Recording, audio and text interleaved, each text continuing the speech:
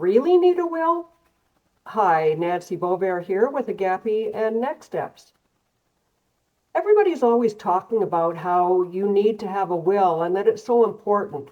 50% of Canadians don't have a will. Can they be wrong? Can half the population be wrong? This week, on my website and my article, I'm going to give you 5 solid reasons why you don't need to bother with a will. So, what is all the fuss about a will anyway? What does a will do? All it does is it makes sure that the government doesn't take things over. It makes sure that there's going to be chaos and confusion and fighting among your loved ones and your kids and your beneficiaries and your heirs. But wait, what beneficiaries and heirs? If there's no will and there's no estate planning, then there's probably no beneficiaries or heirs, and it'll be a free-for-all on who gets what. You didn't need to name a guardian for your underage kids.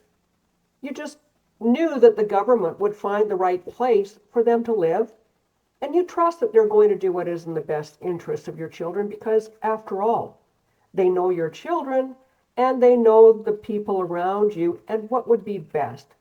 Why put that in a will? Why allocate somebody that you trust and who your children love to take care of your kids? Oh, and speaking of kids, you're going to trust your kids to make all the right decisions as well because, after all, they are 16 and they've got lots of life experience. So, of course, they're going to make really, really sound fiscal decisions on what to do with the money that they do end up with after you pass. So with all of those factors in mind, what good is a will anyway? All a will does is make lawyers rich, right? Why would you go in and get legal advice and have somebody draw up a document that's going to be recognized by the courts and will stand in the courts to make sure that your wishes are met? Why on earth would you do that? Okay, you don't even want to go into a lawyer's office. Well, there's other options. You can create your own will. You can go online and you can download one of those will packages and you can create your own will. But that's all a hoax, right? That's just a scam to get your email address. There's no real need to do a will, so why would you even bother to do that? And there's no point in creating a document that you're not going to be around to see. After all, you'll be dead. So why do you care what's in the will and what's not in the will? Oh, wait. Right, you do want to take care of those that you've left behind.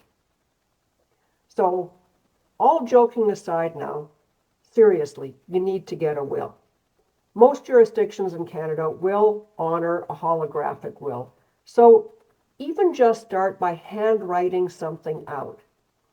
But creating your will, to do it right, does take some thought. It does take some planning. Do an inventory of what it is that you have.